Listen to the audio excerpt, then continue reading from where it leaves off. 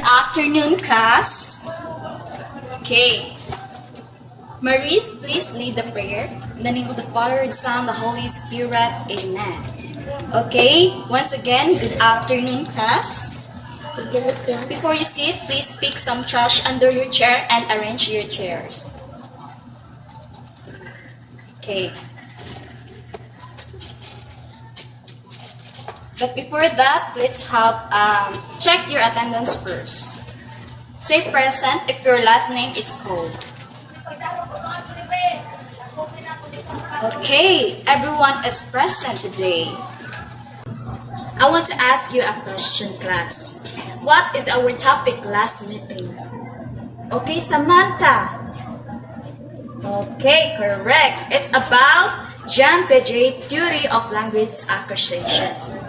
Now, I want to ask also a question.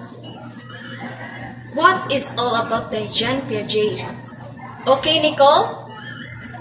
Very good. It's all about cognitive development.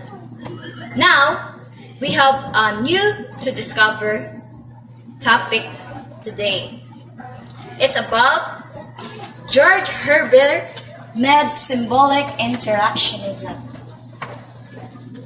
But before we proceed to our topic, let's read the objective of this lesson. Okay, everyone, please read.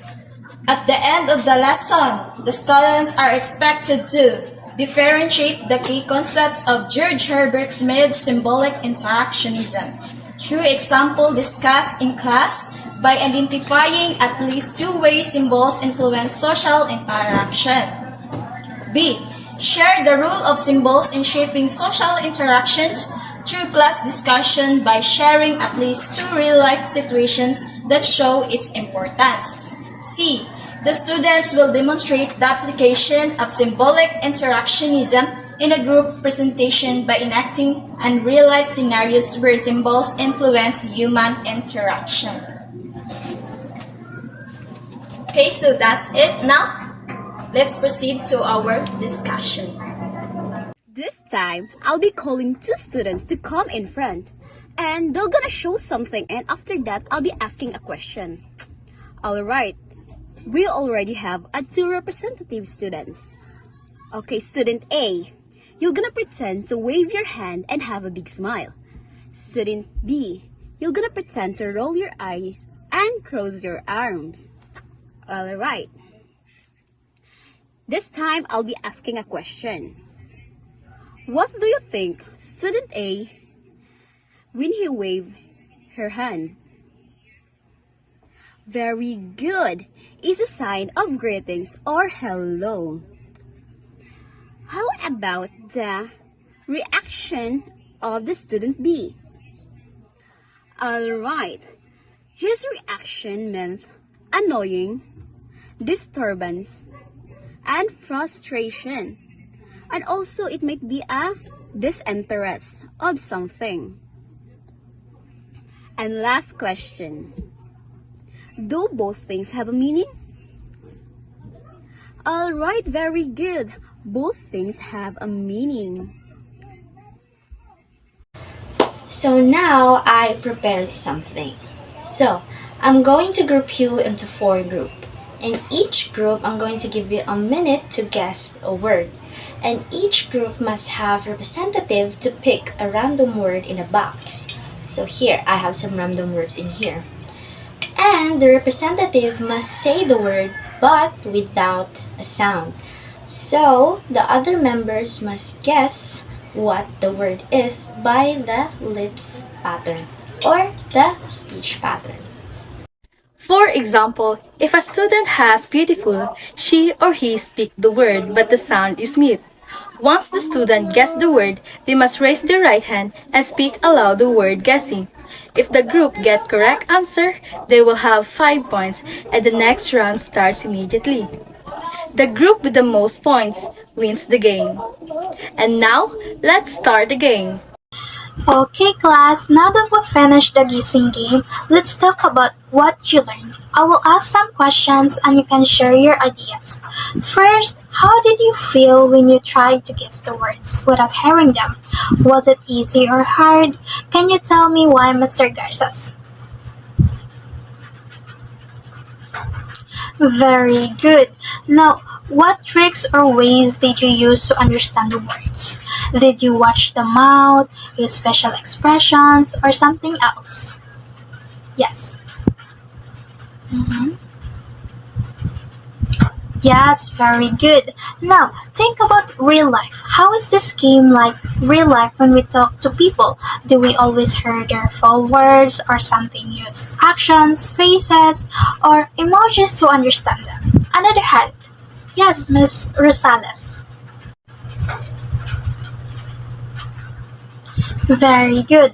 Last question. What does this game teach us about how people share ideas or feelings without just using words? Why is it important to pay attention to how people show their feelings with actions or faces? Yes, Miss Boholano.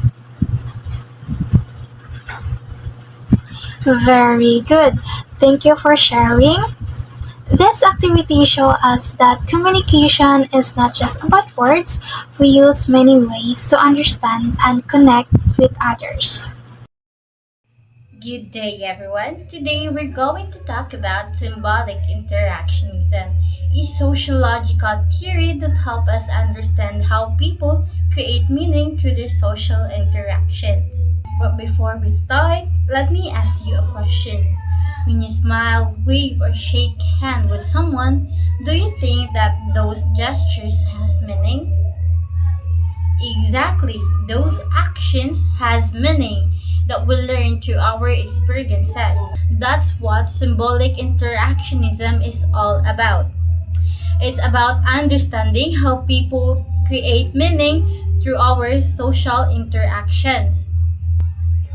This theory focuses on the small everyday ways we communicate using symbols like words, gestures, facial expressions, and actions. According to this theory, people don't react to the world around them. They interpret it based on what things meant to them. These meanings are shaped through communication and can change over time depending on the situation and the people involved. So, our view of reality here is built with shared understanding. Before I give some examples, again, symbolic interactionism is how people create meaning through their social interactions. Unsa gani ang symbolic interactionism? Yes, that's right. It's how people maghimo og meaning through their interaction with other person. Okay? Now, let's have some examples. For example, shake hand. Diba? It can show respect or agreement or something. Diba? Mag-shake hands mo kay ni-agree mo. Or ni-greet ba mo. Diba? It has different meaning, the shake hands. Another one is the coating style or pag-wear og suit or coat. Diba? Sometimes wearing coat meaning we just want to look professional. Mag-wear ta og coat kay to look professional. Others mag-wear og suit or coat to look formal.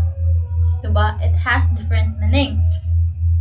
And even in a classroom, just by raising your hand is a symbol of what? Ug mo-raise ta sa atong hand sa classroom, sa may pasabot ana, it's a symbol of unsa may meaning ana. It's a symbol of you want to share something in the class or gusto baka mo answer, not just a random movement. Right? Right. Symbolic interactionism, TI, is socially constructed. It is built with communication, shared symbols, and meaning we attach to the things we use in our daily life. Remember, everything around us has meaning because we give meaning to it through our interaction. So the first theories that we have is George Herbert Mead. Mead is a sociologist and philosopher that believe that our self develop through social interaction.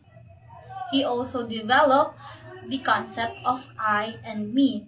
The I is the spontaneous or personalized part of ourself, while the me is the socialized part shared by the society. Explains that development happens in three major steps.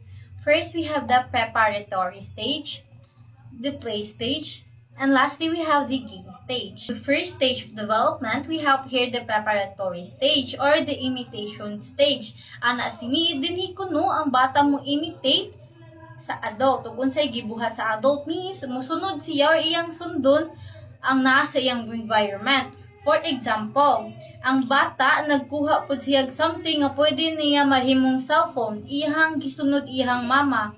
Nag-atik-atik pud siya or nag-imitate siya sa iyang mama nga nagtawag-tawag sa cellphone. But without understanding nga unsa day pasabot ana nga action. The second one is the play stage. It is after the imitation. Dinhi, ang bata magsugod na og understand unsa di ay na ang iyahang gimimik, unsa di ay na iyahang gi-imitate, iyahang gi-copy, unsa di ay behavior ana. For example, ang bata dinhi magduwa na siya doktor, imitate na niya ang doktor, kapihon na niya. So kabalo na siya unsa di ay ang trabaho sa doktor, unsa di ang behavior sa doktor, unsa di ang function sa doktor, ug mauna ang iyahang sundon. Okay, basin maglibog mo ba? The difference between the two sa preparatory stage and the play stage is diri sa preparatory stage mo imitate siya but without any knowledge. Wala siya kabalo or dili siya kasabot unsa di ay ang pasabot ani or ang pasabot aning specific nga action nga iyahang gi-copy or iyahang gi-mimic.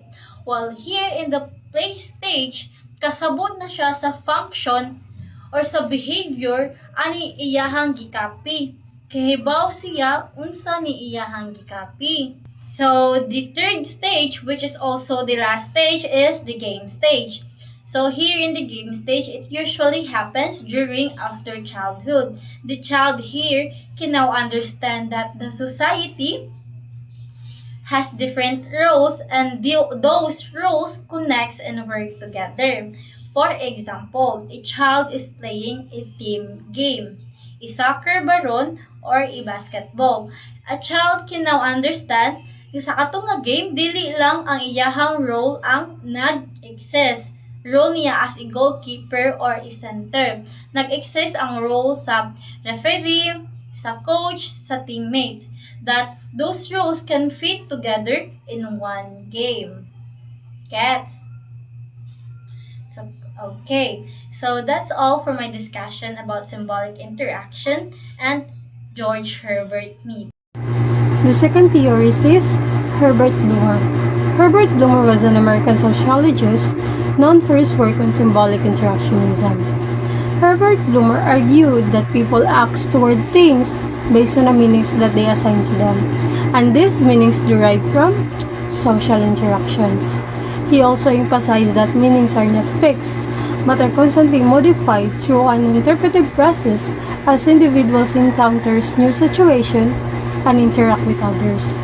He also highlighted the significance of symbols such as language and gesture. For us, we can understand the world and ourselves. So his work, it is all about on how people create and negotiate meanings sa ilang pakadlaw-adlaw. He believed that if we study interactions, we can gain an insight sa kung unsa jud ang pagkitabo as we socialize. The third theorist is Lev Vygotsky. Lev Vygotsky was a Russian psychologist who developed social cultural theory. In his theory, it emphasized the importance of social interaction and culture in cognitive development. So, Vygotsky believed that cognitive development occurs when a child interacts with more knowledgeable others. In his theory also, it suggests that people attach meanings to elements of their environment, such as language, symbols, and objects. The central concept? Yes. We have first to meanings and symbols. People learn from through interactions and they get meaning from it. We can all share the same meaning, and the way people respond to it is the way how they interpret the thing based on their environment. For example, na usa ka tourist Japanese siya. Ni-eat siya sa usa ka restaurant and gitawag sa Japanese tourist ang Pinoy waiter. And the Japanese tourist is pointing to the glass and act na niinom. So, dahil ra sabtan sa waiter because they both share the same meaning. So, okay nga ng waiter. Okay. She was asking for a water for her to drink. And that's is shared symbols and meanings. Okay? Okay, next. Yes. Society is constructed through shared symbols. Society is built from ground up through countless daily interactions of individuals who are constantly interpreting and creating meaning through shared symbols. For example, road signs. We share the same meaning para lang sa ato safety. And that is, society is constructed with shared symbols. Okay? Next is, yes, individuals shape their social world.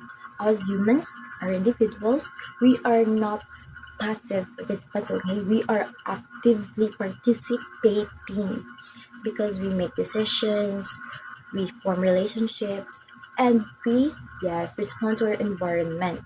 And this is a process. This process is guided by a powerful concept which is called ourself. Yes, our inner understanding of who we are, on how we react into our environment, on how we shape ourselves by interacting with other people, by forming relationships, yes, by making decisions. And that is our self, our inner self, okay? Very good. Okay, class. And next is meanings are created and modified in social interaction. Okay, please read. Very good. Thank you, class. So it means that the significance or interpretation of things like objects, actions, words isn't fixed. So dili siya fixed or inherent. But instead, ma-create ang meaning or ma-develop siya through interaction or through communicate sa different people in the society. So in other words, people create meaning through interaction, conversation, or shared experiences. So kagad siya sa meanings are created and modified in social interaction, class? Very good. Okay, so please read the next slide. Okay, thank you, class. So symbolic interactionists focus on how emotions shape our sense of self.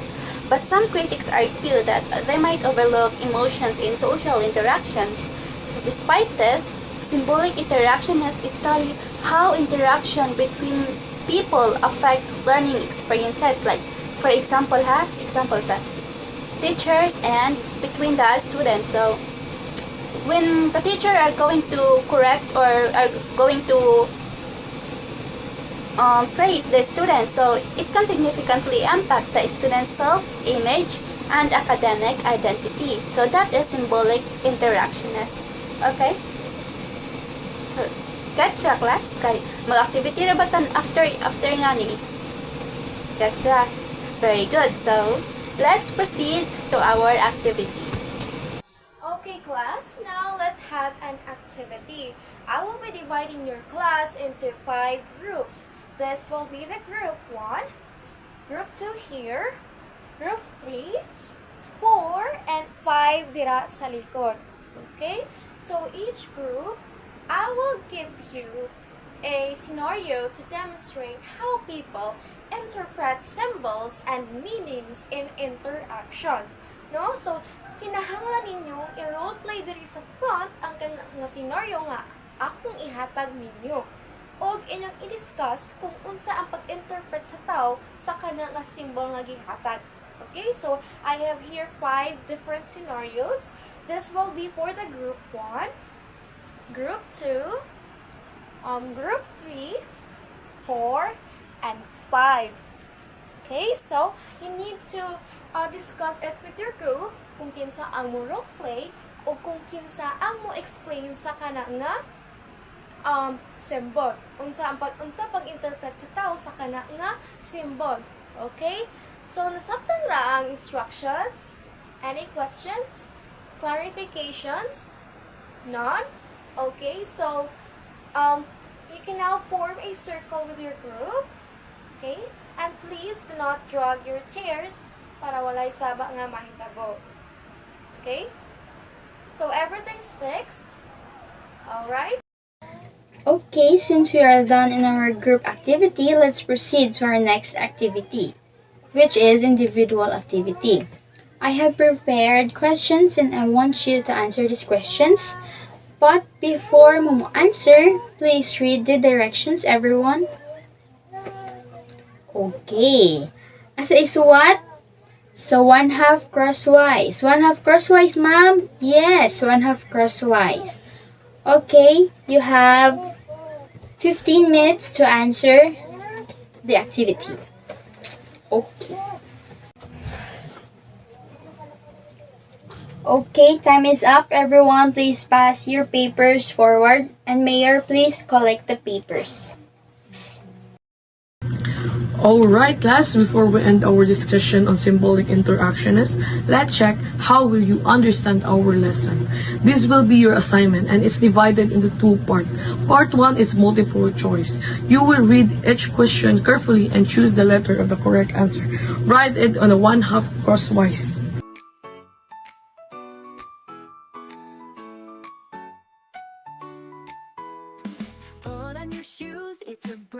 Part B, fill in the blank. Here you will complete each sentence with the most appropriate words or phrases based on what you have learned. Take your time to answer carefully and make sure your handwriting is readable. Okay, Directions so clear? that's it for Alright, today. if This yes, is that you may now question, begin and good luck. Clarifications or violent reactions? Okay, none so far. Thank you and goodbye, class.